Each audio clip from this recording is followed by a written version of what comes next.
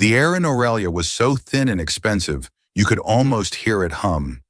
It was the sound of money, old and new, mingling over plates of food that cost more than most people's monthly rent. Julian Croft, a man whose name was synonymous with the cold, hard currency of global logistics, found the sound grating. He preferred the clean, binary silence of a server farm or the decisive roar of a cargo jet.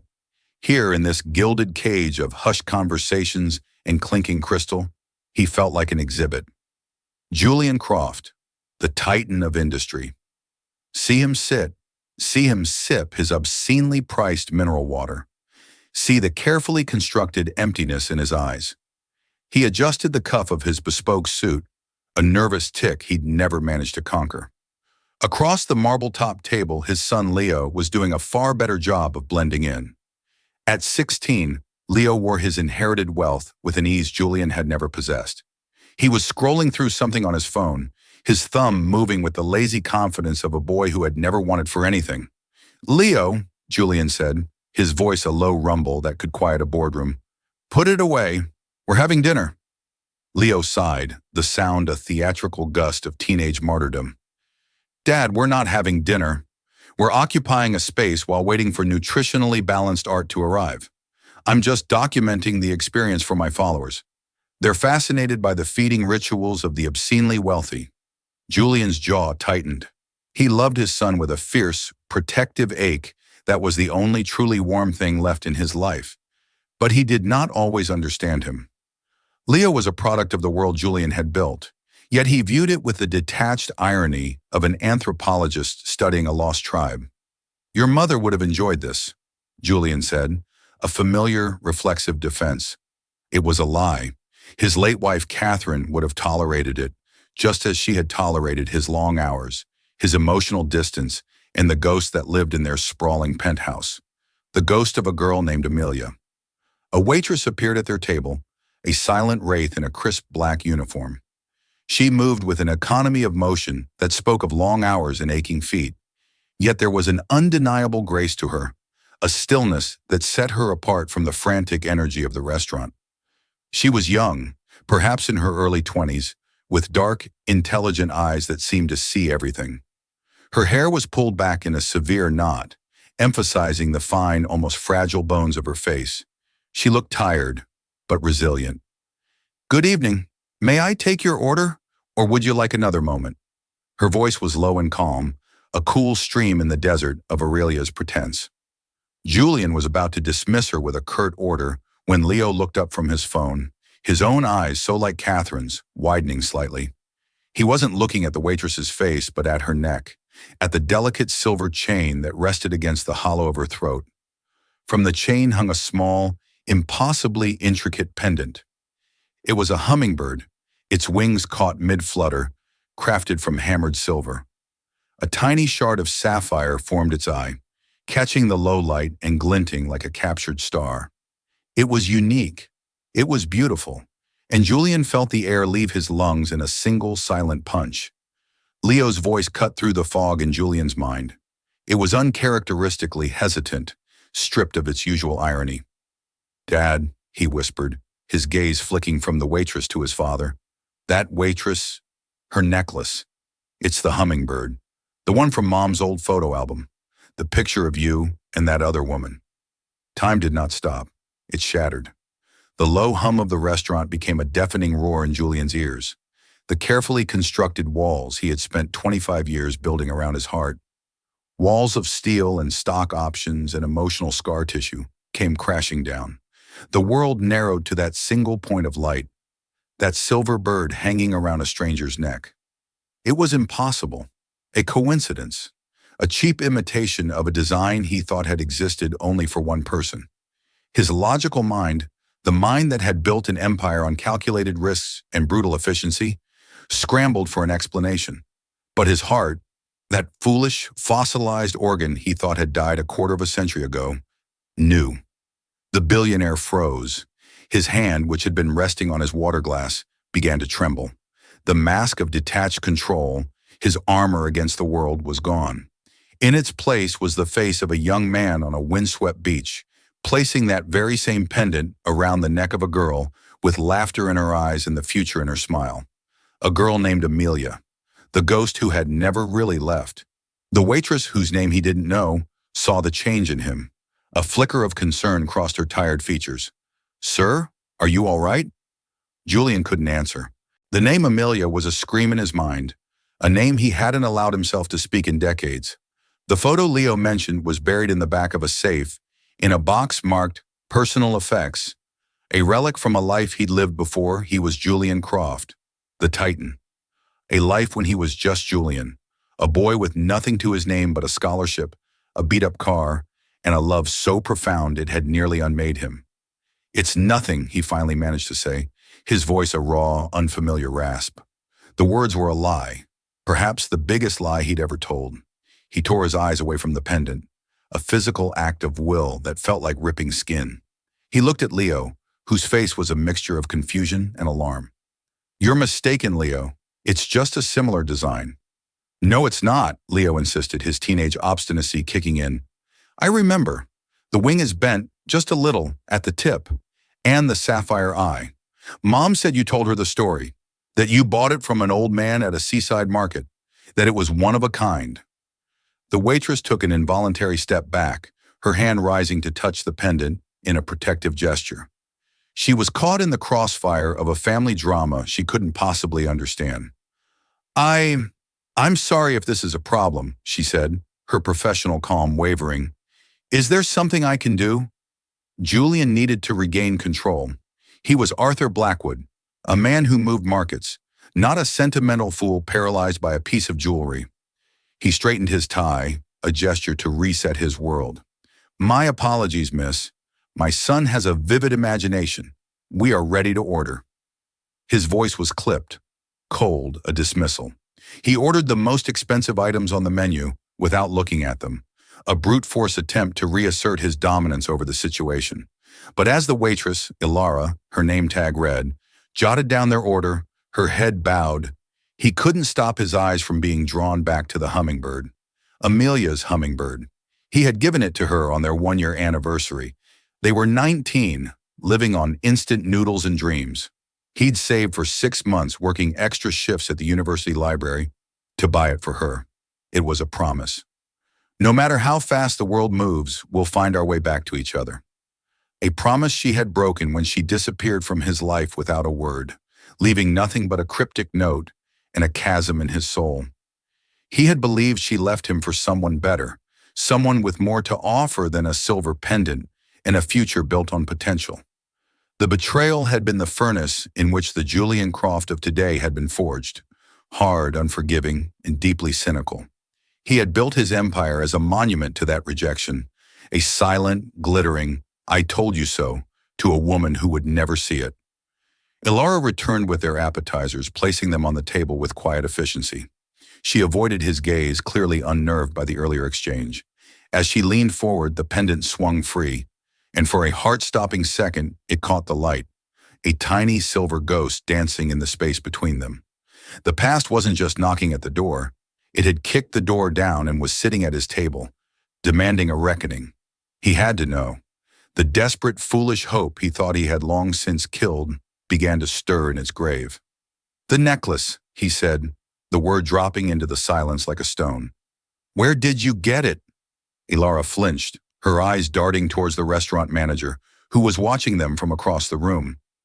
She was clearly uncomfortable, but something in Julian's raw, pleading tone must have reached her. "It was my mother's," she said softly, her voice barely a whisper. "It's the only thing I have left of her." Her mother's. The words hung in the air, thick with impossible implications. Amelia. His Amelia. Had she had a child? A daughter? The idea was a seismic shock, rearranging the entire landscape of his past. The narrative he had told himself for 25 years, of betrayal and abandonment, began to crack. He had to get out of there. He threw several $100 bills onto the table, far more than the meal would ever cost. "We're leaving," he announced, standing so abruptly that his chair scraped against the polished floor.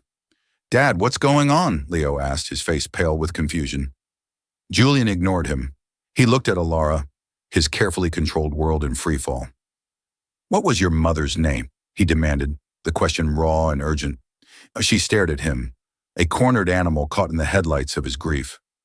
Her name was Amelia, she whispered. Amelia Vance. Vance, her maiden name. Before she had vanished.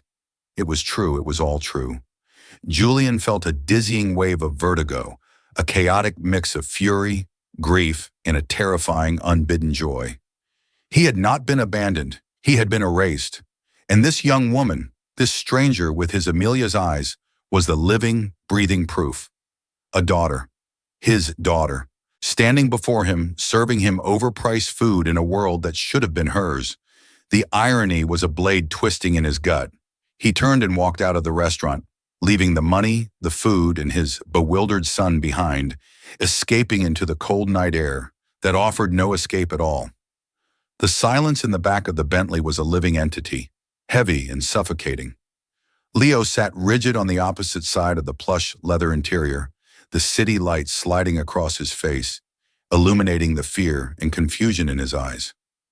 Julian stared out the window, but he didn't see the gleaming towers of Manhattan. He saw a windswept beach, he saw a girl's laughing face, and he saw the glint of a silver hummingbird. Who was she? Leo finally asked, his voice small, stripped of its usual bravado. That woman in the picture, the one you were with before Mom. Julian flinched. He had curated his past for his son, presenting a heavily edited version of his life. A life that began, for all intents and purposes, the day he founded Croft Logistics. The chapters before that were locked away, deemed irrelevant. Now the vault had been blown wide open. Her name was Amelia, Julian said, the name feeling foreign on his tongue after so many years of silence. We were together, a long time ago. Before all of this, he gestured vaguely at the opulent car, the glittering city, the empire. What happened? She left. The old lie came easily, a well-worn groove in his memory, but it tasted like ash in his mouth. The waitress, Ilara, Amelia's daughter, his daughter, had changed everything.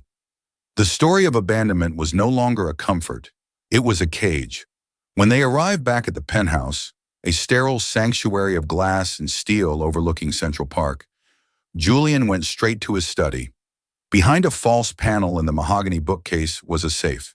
He spun the dial, the clicks echoing in the silent room. Inside, beneath stacks of bearer bonds and property deeds, was a small, unassuming wooden box. He took it to his desk, his hands trembling as he lifted the lid. There it was, a single faded photograph, a much younger Julian, thin and wiry, with a wild mop of dark hair, and a grin that was all hope and no caution. His arm was around a girl with hair the color of autumn leaves and eyes that held the sea. Amelia. Around her neck, the silver hummingbird was a blur of light. Tucked beside the photo was the note she had left him, the paper brittle with age. Julian, it read, I can't do this. I'm not the person you think I am. You have a brilliant future ahead of you, and I will only hold you back. Please don't look for me. Forget me. Be happy. A. For 25 years, he had read those words as a coward's excuse, a selfish betrayal. Now he saw them through a different lens. What if it wasn't an excuse, but a sacrifice? What if someone had convinced her she was a liability? He needed answers, not speculation. His first instinct, the instinct of a man with limitless resources, was to unleash an army of lawyers and private investigators, to descend upon that poor girl's life and tear it apart for information. But a flicker of something, a memory of Amelia's fierce pride, her hatred of his own burgeoning ambition, stopped him. He couldn't approach this like a hostile takeover. This required a finesse he hadn't used in years. He picked up his phone and called the one man he trusted with the impossible. Elias Vance was not a typical private investigator. He was a former intelligence analyst, a ghost who moved through the digital and physical worlds with equal ease. He specialized in discretion and dealt only in facts. Elias, Julian said, his voice tight, I have a situation. He didn't give Elias the whole story. He couldn't bring himself to speak the words aloud yet. Instead, he gave him a name. Amelia Vance. She would have been around 44 years old now. She disappeared from New York City 25 years ago. I want to know everything that happened to her after that. I also need information on a young woman named Alara Miller, a waitress at Aurelia." He paused. "Be discreet, Elias. The girl, she is not to be alarmed." The next 48 hours were a form of exquisite torture. Julian moved through his life on autopilot, his body attending meetings and signing documents, while his mind was trapped in the past. He was haunted by ghosts, the ghost of the boy he had been, the ghost of the woman he had loved, and the ghost of the daughter he never knew he had. The first report from Elias arrived via a secure, encrypted email. It was concise, brutal, and it ripped Julian's world apart all over again. Subject: Amelia Vance. Last known address in NYC, shared apartment with Julian Croft, 1999. Records indicate a bus ticket purchased to Havenwood, Oregon, 2 days after her disappearance. Rented a small studio apartment in Havenwood. Worked odd jobs, primarily as a freelance illustrator and artist. Records show the birth of a female child, Alara Vance, on August 14, 2000. Father's name left blank on the birth certificate. Amelia Vance died on December 3, 2005. Age 29. Cause of death: complicated pneumonia, exacerbated by malnutrition. She had no health insurance. Julian read the last line 3 times. Died. Malnutrition. The words were clinical, antiseptic, but they painted a picture of horrifying struggle. His Amelia hadn't run off to a better life. She had run away to die, alone and in poverty, while he was closing his first multi-million-dollar deal. The guilt was a physical weight, pressing down on his chest, stealing his breath. The second part of the report detailed Alara's life. After her mother's death, 5-year-old Alara Vance was placed into the foster care system. Her name was mistakenly recorded as Miller due to a clerical error involving her foster family's name, and it stuck. She had been bounced between 3 different homes. Aging out of the system at 18, with nothing but a small box of her mother's belongings, which included the silver pendant and a few worn sketchbooks. She had put herself through 2 years of community college, studying art, before the money ran out. Now she worked double shifts at Aurelia to cover her rent and send what little she could to her last foster mother, who was ill. The report was a litany of hardship and quiet perseverance. She had inherited her mother's artistic talent and her fierce independence. She had also inherited a life of struggle that Julian could have prevented. But one question screamed from the pages of the report. Why? Why would Amelia leave? Why would she run away to suffer and die alone, pregnant with his child? The note she left him spoke of not holding him back. It sounded noble, but it didn't sound like the Amelia he knew. She was a fighter. Someone must have pushed her. Someone must have made her believe she was poison. His mind flashed back to that time. He was on the cusp of greatness, a scholarship student at Columbia, already being courted by powerful firms. He had been introduced to New York's high society by his then mentor, a man named Charles Davenport. The Davenports were old money, a dynasty of bankers and lawyers. Julian was their project, the brilliant boy from the wrong side of the tracks. He had dated their daughter Isabel for a while, a passionless, strategic relationship, before he met Amelia, a free-spirited art student who saw the boy, not the project. Charles had been disappointed, but it was his wife, Beatrice Davenport, the family's formidable matriarch, who had been openly hostile. She saw Amelia as a common distraction, a gold-digging nobody who would derail Julian's carefully planned ascent. He remembered her cutting remarks, her dismissive glances, her thinly veiled threats. He had dismissed her as a snob. What if she was more than that? What if she was a predator? "Elias," Julian said into the phone, his voice cold with a dawning, terrible suspicion. "I have a new name for you, Beatrice Davenport. I want to know if she had any contact with Amelia Vance 25 years ago. Check her financial records, her phone logs, anything. Dig deep.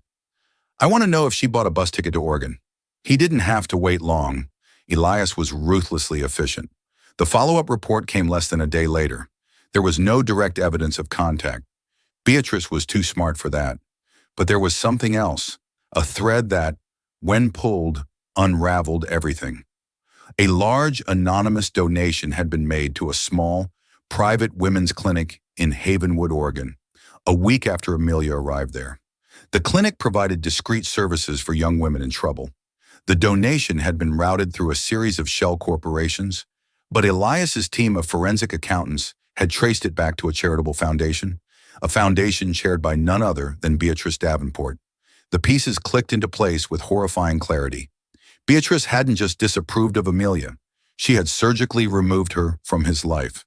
She must have confronted Amelia, fed her a torrent of poison, that she was ruining him, that she was a stain on his future. She must have offered her money, a way out, framing it as a noble sacrifice. And Amelia, fiercely proud and deeply in love, had believed her. She had accepted the help to get away, to give him the future Beatrice told her he deserved, never knowing she was carrying his child. The rage that filled Julian was a cold, pure, clarifying fire. It burned away the last 25 years of grief and guilt, leaving behind a single, diamond-hard purpose. Beatrice Davenport had not just stolen the love of his life. She had stolen his daughter. She had condemned Amelia to death and Alara to a life of struggle, and she had done it all with the bloodless smile of a society matriarch preserving the status quo. He looked at the photo of Amelia on his desk. "I'm sorry," he whispered to the smiling girl in the picture. "I'm so sorry I didn't see it. I didn't fight for you, but I will fight for her. I promise you." His plan began to form, not a corporate strategy of calculated aggression, but something far more personal. Beatrice Davenport moved in a world of appearances and reputation. He would not destroy her in a courtroom. He would destroy her in her own gilded cage, in front of the very people whose opinions she valued more than human life. The annual Davenport Foundation Charity Ball was in 2 weeks, held ironically in the Grand Ballroom of Aurelia. It was the centerpiece of the New York social calendar. It would be the stage for her ruin, and he knew just who his guest of honor would be. Julian knew he couldn't simply walk up to Alara and announce that he was her long-lost father. The revelation would be a detonation, and she deserved more than to have her life blown apart without warning. He needed to approach her carefully, to build a sliver of trust before delivering the earth-shattering truth. He needed a pretext. He returned to Aurelia a few evenings later, during the slow period before the dinner rush. He was alone this time, dressed in a simple dark sweater and trousers, an intentional departure from the armor of his usual suits. He took a small table in Alara's section, his heart hammering against his ribs like a trapped bird. When she saw him, her expression became guarded. She approached the table, her posture stiff with professionalism. "Mr. Croft, good evening. Please call me Julian," he said, his voice softer than he intended. "And I owe you an apology for my behavior the other night. It was inexcusable." She seemed surprised by the apology. "It's all right. You were upset." "I was," he admitted. "That pendant, it holds a great deal of meaning for me. You said it was your mother's?" She nodded, her hand reflexively going to the silver hummingbird. "Yes, she was an artist. She made it herself." The lie hit Julian with the force of a physical blow. Amelia hadn't made it. He had given it to her. So why would she tell her daughter that? He quickly realized the painful truth.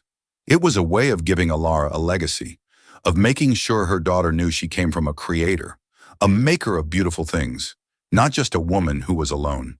It was an act of love, a final piece of maternal myth-making. "An artist," Julian repeated, latching on to the detail. "I'm actually the benefactor of a grant for emerging artists. The Amelia Foundation. We provide funding for talented individuals who haven't had the opportunity for formal training." It was a lie, but it was one he could make true with a single phone call. He was creating the foundation in her mother's name. For her. Ilara's eyes widened, a flicker of hope warring with a lifetime of cynicism. "You're serious?" "Completely." He slid a newly printed business card across the table. It was simple, elegant, with the foundation's name and a private number. "I saw some of your sketches when you were taking my order the other night. You have a remarkable eye for detail. I'd like to see more of your work. The foundation is looking for its first recipient." She stared at the card as if it might bite her. This billionaire, this titan of industry, was not only apologizing, but was now offering her the one thing she had always dreamed of. A chance. It was too much. Too sudden. I, I don't know what to say, she stammered. Why would you do this for me? Let's just say I have a deep appreciation for art, he said, the partial truth a shield for the whole, and a desire to see talent nurtured. Over the next 2 weeks, Julian carefully constructed his stage. He made the Amelia Foundation a reality, endowing it with a fortune that would help hundreds of artists for decades to come. He arranged for Alara to be its first official beneficiary, a story that the press, always hungry for a feel-good narrative about a benevolent billionaire, eagerly consumed. He had her portfolio reviewed by top gallery owners, all of whom confirmed what he already knew. She had a rare, raw talent. She was her mother's daughter. He met with her several times under the guise of foundation business. He learned about her life, her quiet struggles, her fierce loyalty to her foster mother, her dreams of one day having her own gallery. With every conversation, the guilt inside him grew, but so did a profound sense of pride. This remarkable young woman had survived, had thrived against impossible odds. During one of their meetings, he steered the conversation back to the pendant. It's such a unique piece, he said, trying to sound casual. Is there a maker's mark on it? Anything on the back? Hesitantly, she unclasped it and handed it to him. His fingers trembled as he held the familiar weight of it in his palm. He turned it over. On the back, so small he had almost forgotten it was there, were 2 tiny intertwined letters he had asked the old silversmith to engrave. A and J. Amelia and Julian. He felt the last of his composure crack. He handed it back to her quickly, before she could see the tears welling in his eyes. He had all the proof he needed. Finally, the night of the Davenport charity ball arrived. Julian had arranged everything with meticulous precision. He'd sent Alara a stunning, simple, deep blue gown, a requirement for the foundation's representative, he'd explained, and a car to bring her to Aurelia. She had no idea who the hosts of the ball were. She was nervous and excited, believing this was her official debut as the Amelia Foundation's first artist. Julian watched her enter the grand ballroom, a place she normally served in, now a guest. She looked breathtaking, her natural grace shining through, a stark contrast to the lacquered, surgically enhanced women around her. She was a wildflower in a hothouse of genetically modified orchids. He saw Beatrice Davenport spot her from across the room. Beatrice, the queen of this gilded kingdom, stood resplendent in emeralds and silk. Her eyes narrowed as she saw Alara, first with confusion, then with a dawning horror of recognition. Alara had Amelia's eyes. Beatrice's polite social mask contorted into a sneer of pure venom. She began to move towards Alara, a shark sensing blood in the water. The show was about to begin. Beatrice Davenport glided through the crowd, a galleon in full sail, her wake a ripple of whispers and turned heads. Her smile was a weapon, sharp and cold. She stopped directly in front of Alara, her gaze sweeping over the younger woman in a blatant, dismissive appraisal. I don't believe we've been introduced, Beatrice said, her voice carrying across the immediate vicinity, dripping with manufactured sweetness. I'm Beatrice Davenport, the host of this evening's event. And you are? Alara Miller, Alara replied, her voice steady despite the older woman's intimidating presence. I'm here representing the Amelia Foundation. Beatrice's smile tightened. The Amelia Foundation. How quaint. Julian Croft's latest little pet project. Tell me, dear, what must one do to receive such generous patronage from a man like Mr. Croft? I imagine the competition is rather stiff. The implication was ugly and immediate. The air grew thick with unspoken slander. Alara's face flushed, a mixture of anger and humiliation. She was being painted as a gold digger, a courtesan, in front of New York's elite. I'm an artist, Alara said, her chin lifting. Mr. Croft saw my portfolio. An artist, Beatrice scoffed, letting the word hang in the air like an insult. How lovely. Well, I'm sure you'll find plenty of inspiration among our esteemed guests. Just try not to get your paint on the couture. She turned to the small circle of onlookers that had gathered, her voice a conspiratorial whisper. It's a shame, really. Some people will do anything to claw their way into a world where they simply don't belong. It was a masterclass in social assassination, delivered with the precision of a surgeon. Alara stood frozen, her hands clenched at her sides. She was cornered, outmatched, and utterly alone. Years of being made to feel small, of being an outsider looking in, rushed back. For a moment her spirit seemed to shrink, ready to retreat, to flee. But then something shifted. Her artist's eye, the part of her that was always observing, always deconstructing the world into lines and colors and truths, took over. She wasn't just looking at Beatrice Davenport, the society queen. She was seeing her. She saw the faint tremor in her hand, the desperate tightness around her eyes, the way the heavy emerald necklace sat slightly askew, as if clasped in a hurry. She saw the fear beneath the fury, and then she remembered a detail from her research for a portraiture class. She had studied photos of prominent New York socialites, Beatrice Davenport among them. She remembered an article in Vanity Fair from years ago. The air in the grand ballroom crackled, the ambient hum of polite society replaced by a silence so profound it felt like a sound in itself. Beatrice Davenport, a woman sculpted from generations of privilege, seemed to shrink within her couture gown.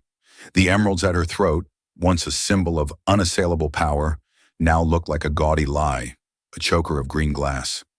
Ilara's words, quiet yet devastatingly precise, had not been a shout but a scalpel, deftly cutting away the facade to expose the rot beneath.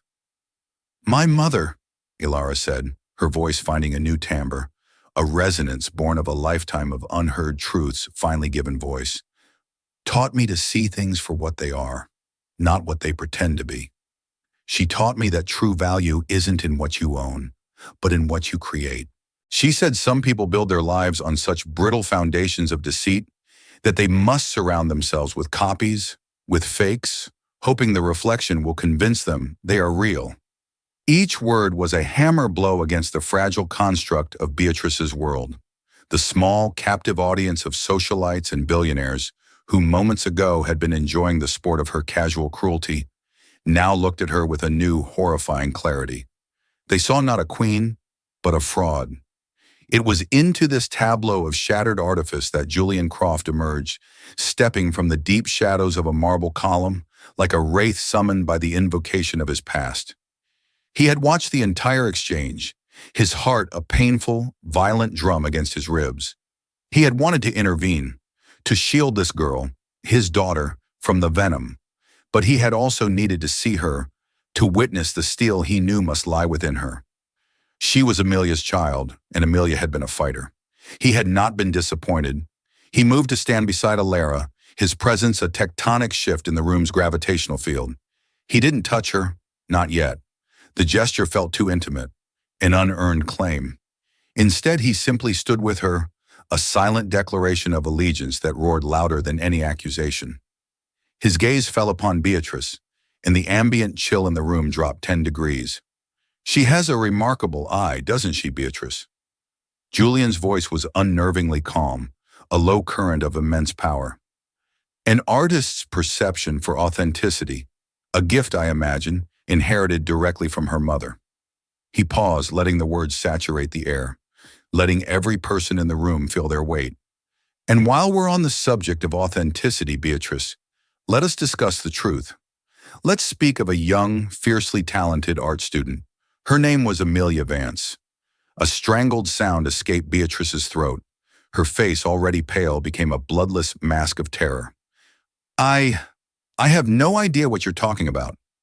"Oh, I think you do," Julian continued, his voice devoid of heat, which made it all the more terrifying. It was the voice he used to dismantle corporations, cold, methodical, and absolute.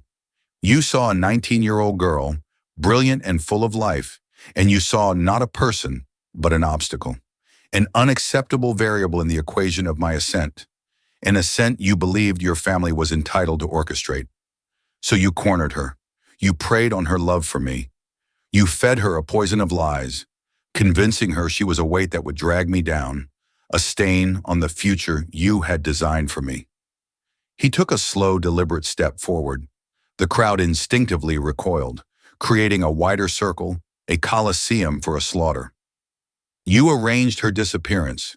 You paid for her bus ticket to a place so far away, You thought I'd never find a trace. You gave her money not out of kindness, but as a transaction to purchase my future, framing it as a noble sacrifice on her part. But there was one variable you failed to account for, Beatrice. One detail you missed in your meticulous social engineering. She was pregnant with my child. He turned his head slightly, his gaze finally falling on Alara. She was staring at him, her beautiful face a canvas of disbelief, of dawning horror, of a world tilting off its axis. He saw the hummingbird pendant rise and fall with her ragged breasts. He returned his attention to Beatrice, his eyes burning with the cold fire of a quarter-century of misguided grief. "This is her, Beatrice," he said, his voice dropping to a near whisper that was somehow more menacing. "This is the legacy you tried to bury. Alara Vance, my daughter, the true heir, not to my fortune. That's just paper and numbers. She is the heir to a legacy of courage, talent, and integrity. Concepts I suspect are as foreign to you as the composition of that synthetic stone you wear." He gestured dismissively at her necklace. "So tell us, Beatrice, is that emerald the only priceless original you've replaced with a cheap imitation? What happened to the real one? Did you have to sell it to settle a debt? To fund a private clinic in Oregon? To pay for the silence and the secrets that have propped up your hollow life for 25 years? Beatrice Davenport stood utterly naked in the glare of 100 pairs of eyes. The whispers began, a rustle of silk and condemnation that grew into a roar. Her reputation, the only currency that had ever mattered to her, was incinerated.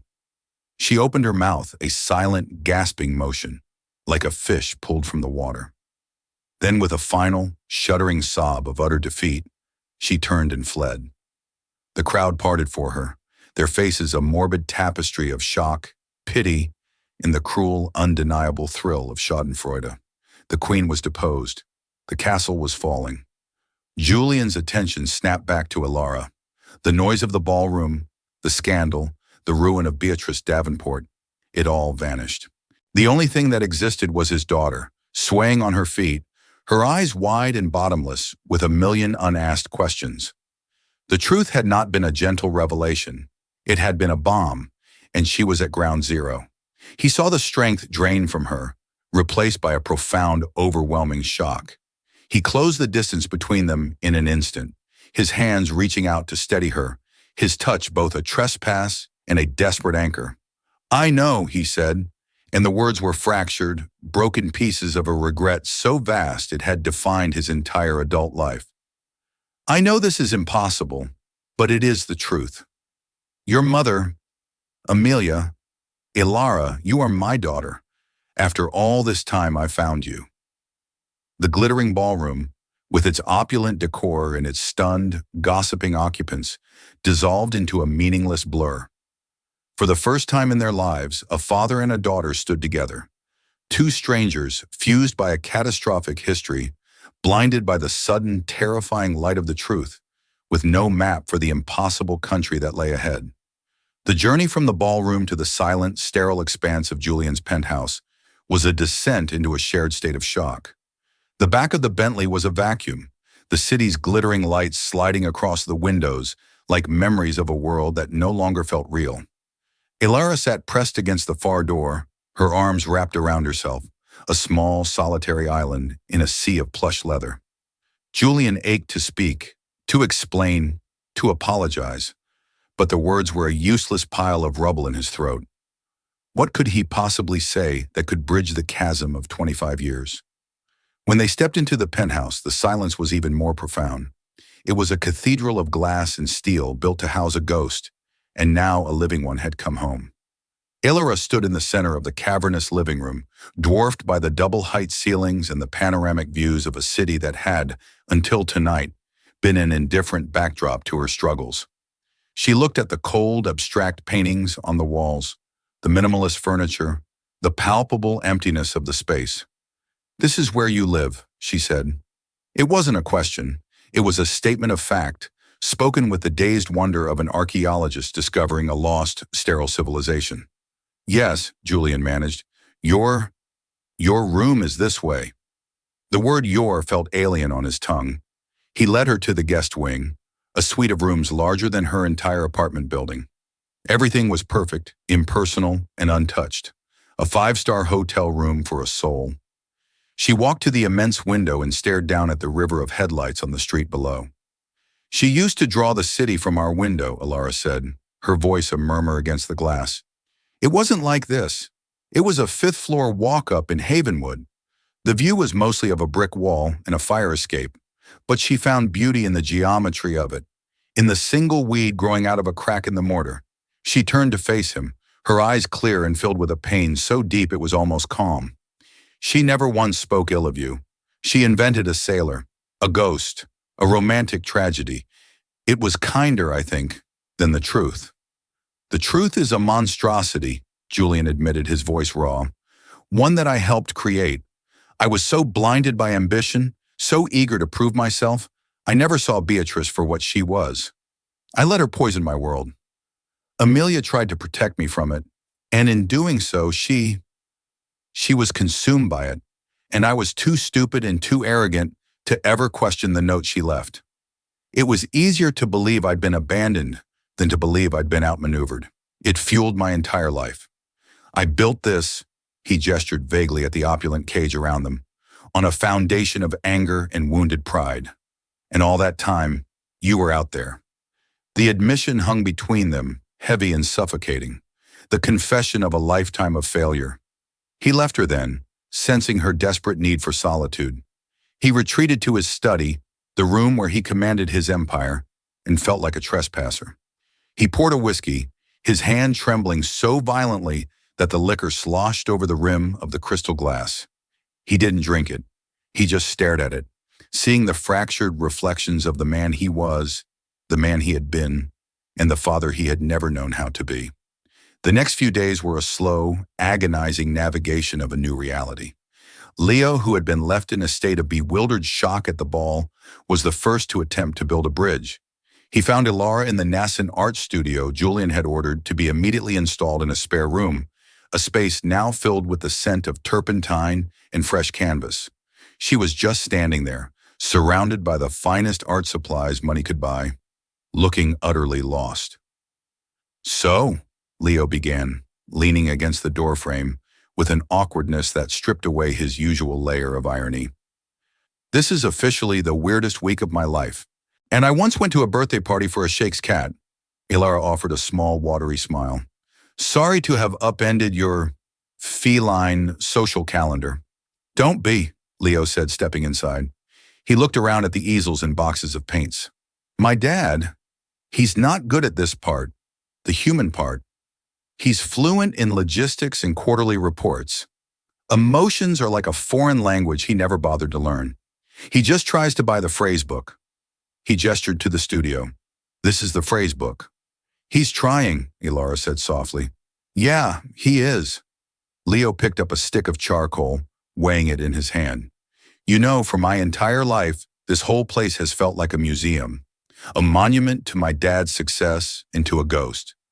My mom, Catherine, she was a good person, kind, but she was sad, always.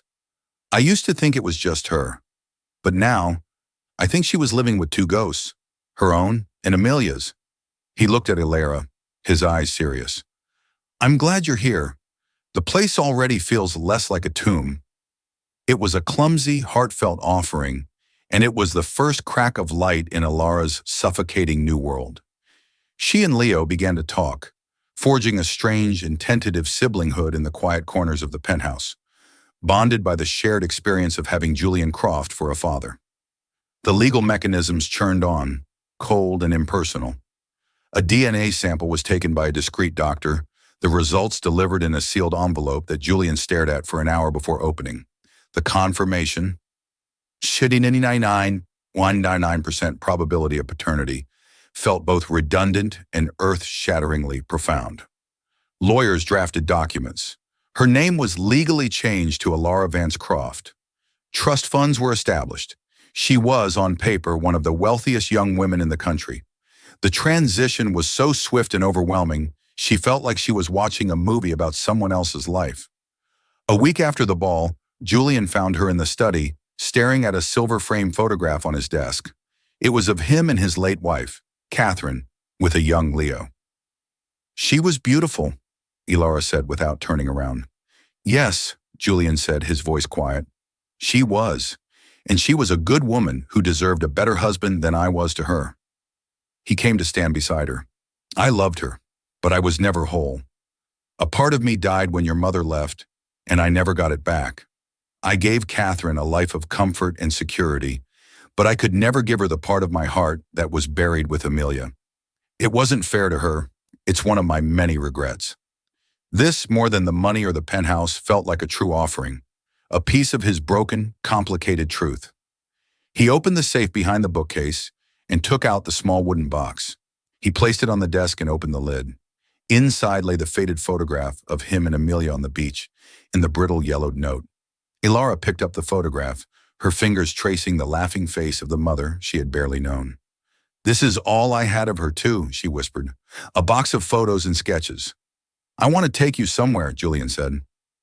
The next day, his private jet, another obscene symbol of a life she couldn't comprehend, flew them to a small municipal airport in Oregon. A hired car drove them through the familiar, rain-slicked streets of Havenwood. They didn't speak. The landscape was a testament to the life of struggle she had endured, a world away from the one he had inhabited. He saw the peeling paint on the buildings, the shuttered storefronts, the quiet desperation he had been insulated from for decades.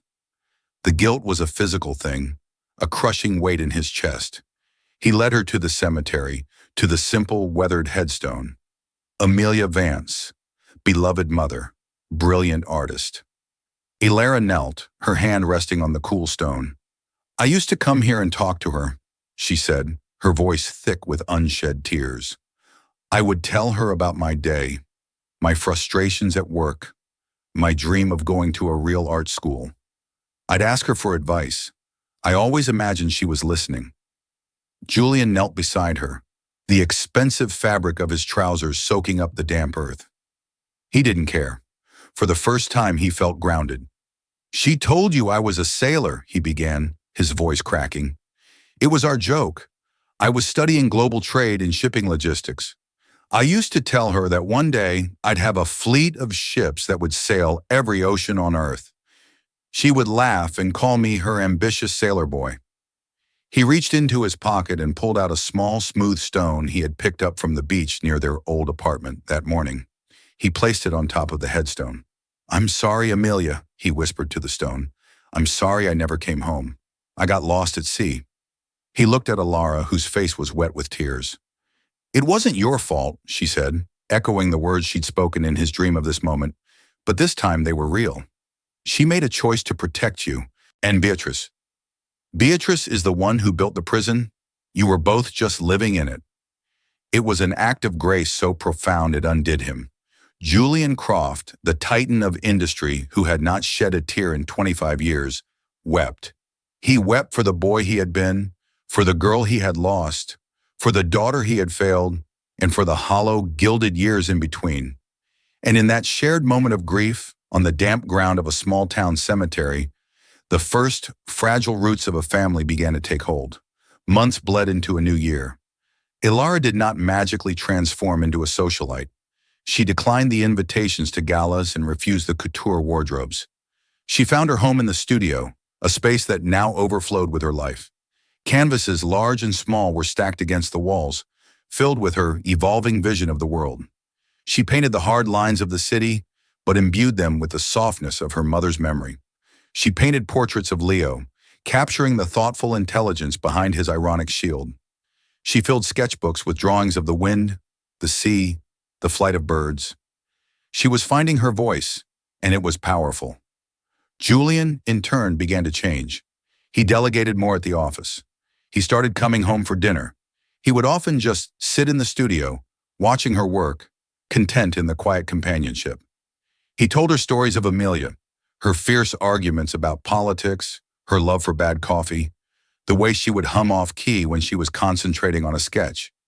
He was giving Elara back the mother she'd lost, and in doing so, he was finding Amelia again for himself.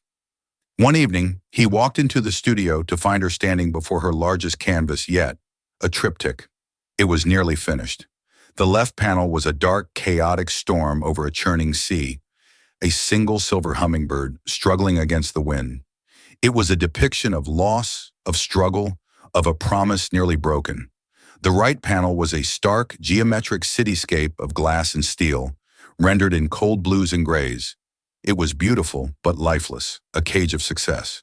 A lone, shadowy figure stood at the highest window looking out, but it was the central panel that stole his breath. It was the beach from the old photograph, but reborn. The young man and woman were there, but they were not the focus. They were part of a larger composition. A young woman with her mother's eyes stood in the foreground, a sketchbook in her hand, looking not back at the couple but forward toward the viewer. And beside her stood an older man, his face etched with regret, but also with a new, quiet hope. The sky above them was clearing, and the silver hummingbird from the first panel was no longer struggling. It was soaring, its wings catching the first rays of a rising sun, flying a clear, straight path from the storm on the left, past the tower on the right, and into the heart of the new day they were all creating together. "It's our story," Ilara said simply, her voice soft. "The storm, the cage, and whatever this part is." Julian looked at the masterpiece she had created from their shared wreckage. He saw the pain, the grief, the regret, but he also saw the resilience, the grace, and the defiant hope. He saw his ambition and Amelia's artistry, not as opposing forces, but as two parts of a legacy that now lived in their daughter. Ilara had not just accepted her past, she had metabolized it, transforming it into something beautiful and true. He finally understood. He hadn't built his empire for nothing. All the power, all the wealth, all the cold, hard logic, it had all led him here, to this room. It had given him the resources to find her, to give her a sanctuary, to finally right a fraction of the wrong. His world of steel and concrete had become the foundation for her world of color and light. He walked over, and for the first time without hesitation, without the awkwardness of strangers, he put his arm around his daughter's shoulders. She leaned into him, a simple, trusting gesture that healed a wound 25 years deep. "This part," Julian said, his voice thick with an emotion he could finally name as joy, "is called coming home." The silver hummingbird, no longer a ghost of the past but a beacon for the future, had finally completed its impossible flight.